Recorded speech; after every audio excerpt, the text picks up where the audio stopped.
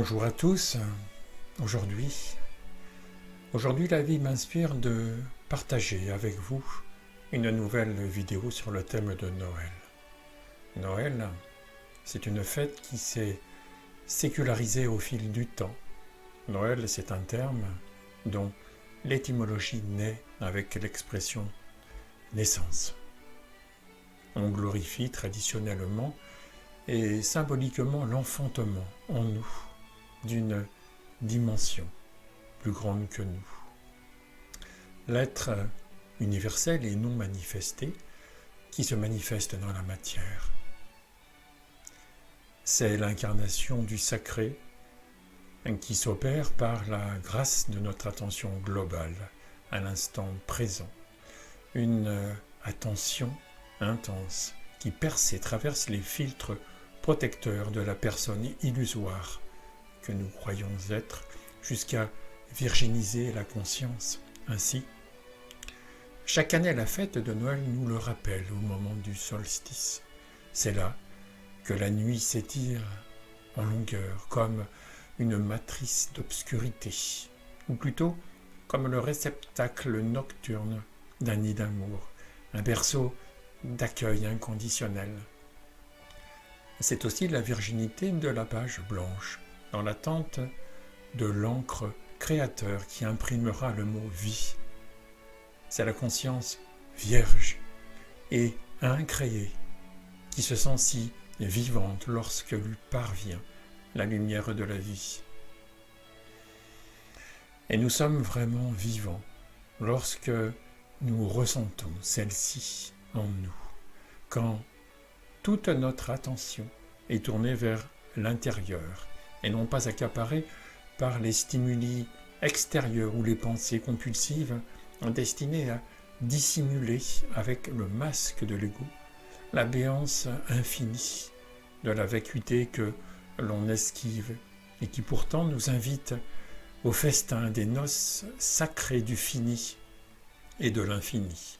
D'ailleurs, à l'origine, la crèche est une mangeoire qui semble nous convier à un banquet céleste, celui de l'union du créé et de l'incréé. Soyons donc rassasiés du souffle de l'esprit de Noël qui nous sustente à chacun des instants de notre vie comme un incubateur de l'inter-être. En fait, nous sommes tous les participants de l'aventure universelle qu'on appelle la vie. Alors, sortons de la couveuse universelle. Cette étable n'est pas ouverte que le 25 décembre. Alors prenons la responsabilité de notre bonheur. Devenons rois en notre royaume. Devenons ce que nous sommes déjà en essence, des Jésus. Car comme le cep de vigne et ses rameaux, nous ne formons qu'un seul corps universel. Et bien que nous soyons distincts, nous ne sommes pas séparés. Ainsi, la sève est la même dans les bourgeons et dans les racines. L'essentiel se découvre lorsque l'on se déleste du superflu. Dans cette écoute intérieure si intense, qui enfin s'écoute elle-même, se dévoile alors la pure présence en soi. On s'aperçoit que l'on est tout et rien à la fois. Il n'y a même plus personne pour s'en apercevoir. Il ne reste que la perception qui pourtant perçoit. Il ne reste que l'inconnaissance qui pourtant connaît dans sa propre reconnaissance. Et dans cette vacuité, c'est l'abondance et la joie. Tel est le message de l'esprit de Noël. C'est aussi la pauvreté sacrée des évangiles qui nous entraîne vers la liberté des béatitudes. Noël est donc le miracle de l'inclusion. C'est une béance de plénitude, un zénith extatique, lorsque s'épousent l'immanence et la transcendance en des noces intérieures ruisselantes de paix. Noël, c'est la force créatrice de l'amour qui nous conduit vers l'unité.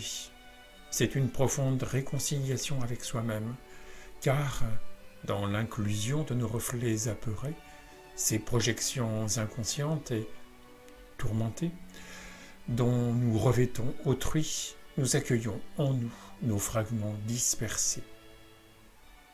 Et cet accueil inconditionnel nous délivre sa paix en nous délivrant de nos répugnances.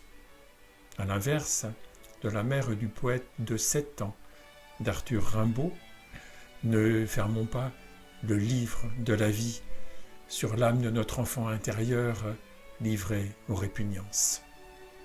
Car tout ce que nous excluons de nous demeure pourtant une parcelle de soi. Avant de rêver à un monde unifié, il convient au préalable de ramasser les éclats de notre vitrail intérieur, cette faculté de percevoir que nous avons disséminée par notre rejet. Alors, dans l'amour de toutes nos parties, la paix intérieure peut nous inonder de sa grâce. En ce mois de décembre, outre le Covid, l'actualité du moment réservée à Noël est souvent restreinte aux aspects festifs et commerciaux.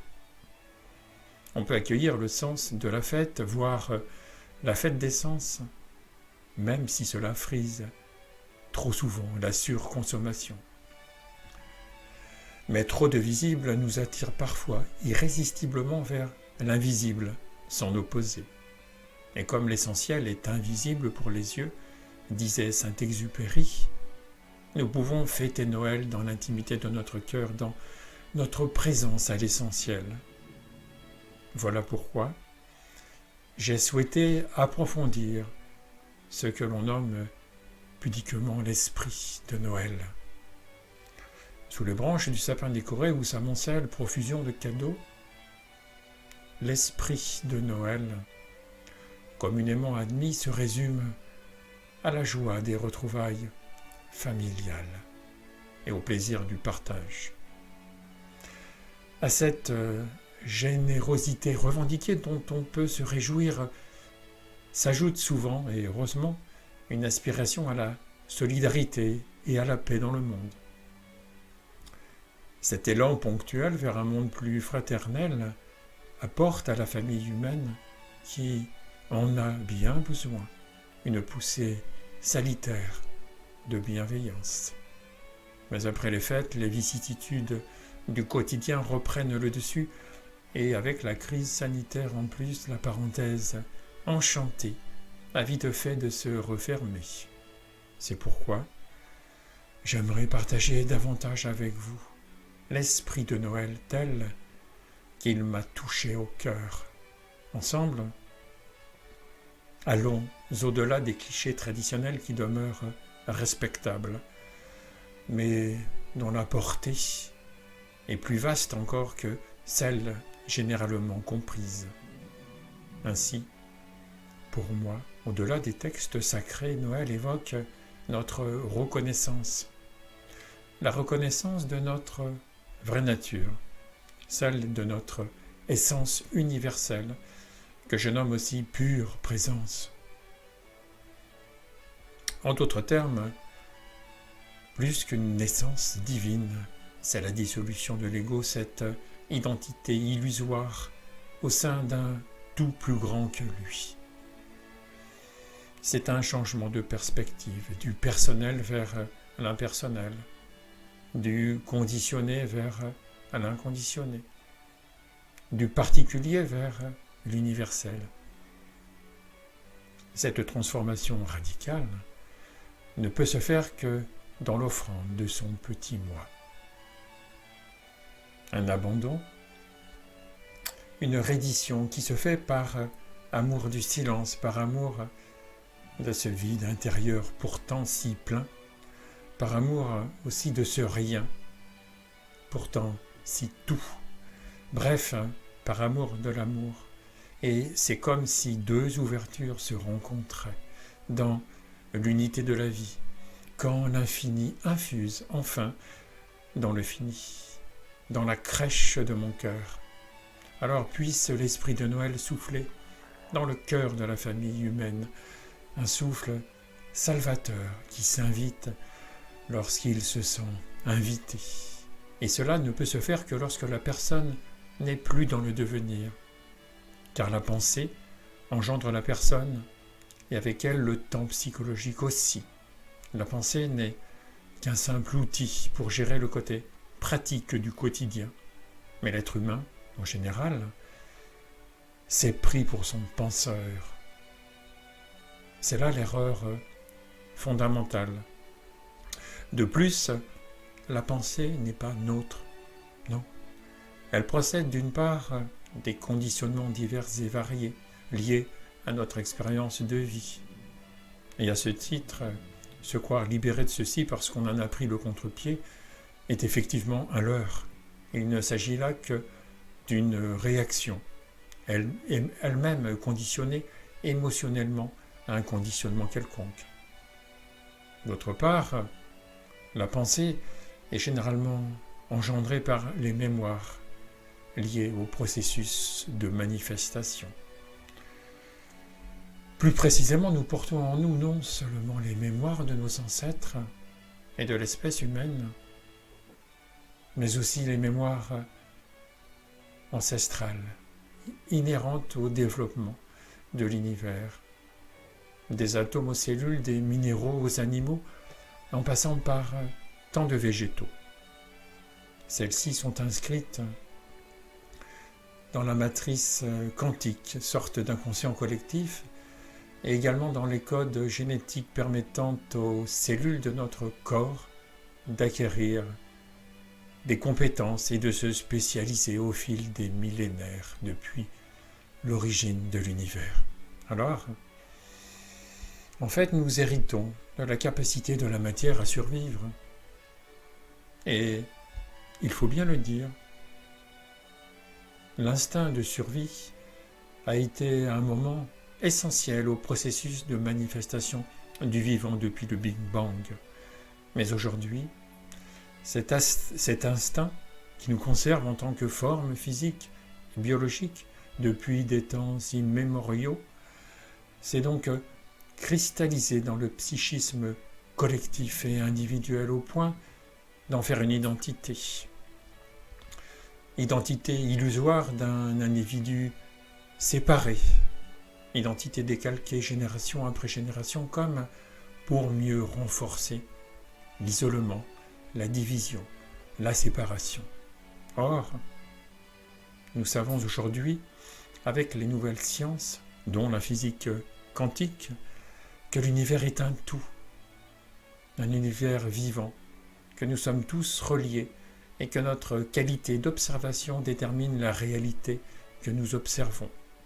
Ainsi, il est temps pour l'humanité de vivre dans la réalité de l'amour de la vie plutôt que de survivre dans le chaos d'un monde imaginaire, celui de la pensée qui s'est engendré par des points de vue discordants qui s'affrontent, s'entrechoquent, et par des interprétations mécaniques issues des mécanismes inconscients, automatiques.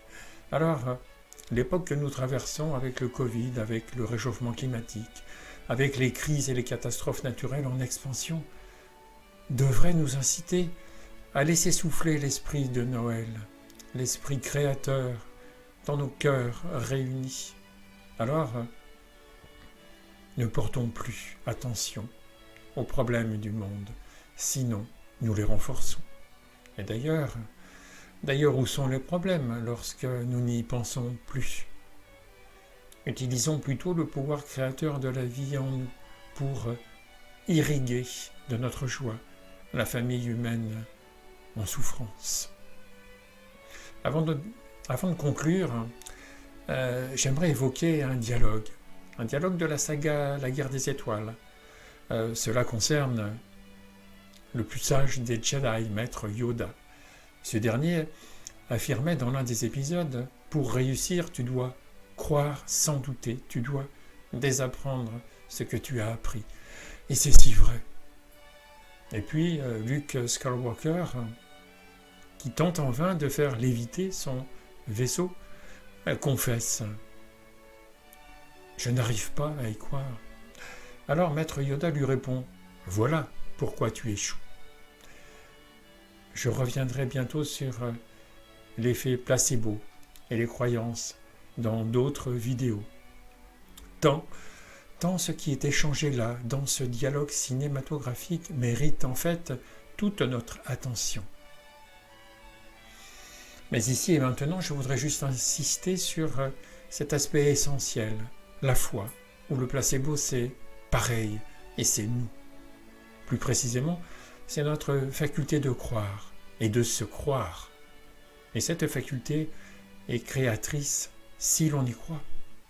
Comme je l'ai déjà dit, votre manière de croire détermine votre façon de croire.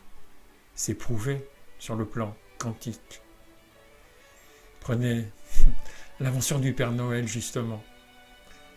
Pour les enfants, c'est une croyance indiscutable. Remarquez avec quelle certitude ils affirment avec conviction le bien fondé de cette légende. C'est un effet placebo sapé ensuite par la révélation de la supercherie. Alors, comment voulez-vous qu'une fois devenus grands, les enfants gardent confiance en eux? Et puis, dans un autre registre, il y a ces conditionnements d'un autre âge, que l'on nomme parfois tradition, mais celles-ci ne sont pas toutes bonnes à prendre. Et puis il y a aussi toutes ces inepties, si limitantes, qui privent le pouvoir créateur que nous sommes de se concevoir comme tel. Et encore, il y a toutes ces fake news de la période actuelle, avec toutes ces rumeurs complotistes. La foi en soi, c'est être en totale confiance avec ce que l'on est, c'est-à-dire en amour de soi. On ne peut donner aux autres que ce que l'on a en soi. Et si on fait dépendre son bonheur de l'extérieur, alors nous ne sommes plus que des mendiants de l'amour. Prenez conscience de la liberté que nous avons de croire et de la foi que nous avons dans cette faculté de croire. C'est ça l'effet placebo. Et l'amour, c'est la force qui est partout. La force qui nous irrigue depuis le vide cosmique jusqu'au vide quantique. C'est la force de l'amour qui nous permet d'enfanter le miracle de Noël. Il suffit pour cela de croire en soi, suffisamment, avec foi. Songez que ne pas croire, c'est encore croire en rien. C'est donc croire, et qu'en pensant le rien, eh bien, l'on crée quelque chose qui n'est pas rien. La foi en soi, ce n'est pas un concept abstrait ou mental. C'est encore moins une croyance. C'est l'expérience intérieure et vivante de la présence en soi. La présence en soi que l'on ressent. Et cette prise de conscience, pleinement vécue d'une dimension intérieure, remplie de paix, de joie, d'amour et de sérénité, qui se trouve tout au fond de notre cœur et que nous découvrons lorsqu'enfin on accueille ces blessures émotionnelles au lieu de les fuir. Et c'est cette esquive qui tisse au fil du temps l'illusion sécuritaire de l'ego. Comme chaque instant vibre du miracle de la vie, prendre soin les uns des autres devient une seconde nature. Ainsi pour moi, l'esprit de Noël, c'est mettre l'amour en action pour faire un avec la vie. Et à travers la foi que vous porterez à la vie, vous enfanterez au sein de la conscience inconditionnée la joie en votre cœur. Alors celle-ci rayonnera tout autour de vous et se répandra dans la multitude. Ensemble, nous pouvons réhabiliter le vivre ensemble, dans la paix du cœur, et percevoir dans l'intimité de la présence que la vie, oui, la vie est le fil du collier qui relie toutes les perles de la famille humaine. En ces temps de pandémie, puisse l'unité s'imposer comme l'immunité collective de l'humanité. Il me reste à vous souhaiter que l'esprit de Noël illumine vos fêtes et qu'il souffle fort sur les braises du Créateur que vous êtes déjà. En faisant l'expérience de vous-même, c'est la source d'amour qui vous traverse. Alors, vous devenez la fontaine qui désaltère ses semblables. Noël nous invite donc tous à découvrir ce que nous sommes. N'oubliez pas, ce message d'amour est un message pour tous les jours. Alors, faites-le suivre et abonnez-vous à ma chaîne YouTube Mettre l'amour en action. Alors, à bientôt pour de nouvelles vidéos. Et que l'esprit de Noël rayonne à chaque instant et que chaque jour soit une fête des cœurs. L'éveil du cœur à l'esprit de Noël, c'est un message d'amour pour tous les jours.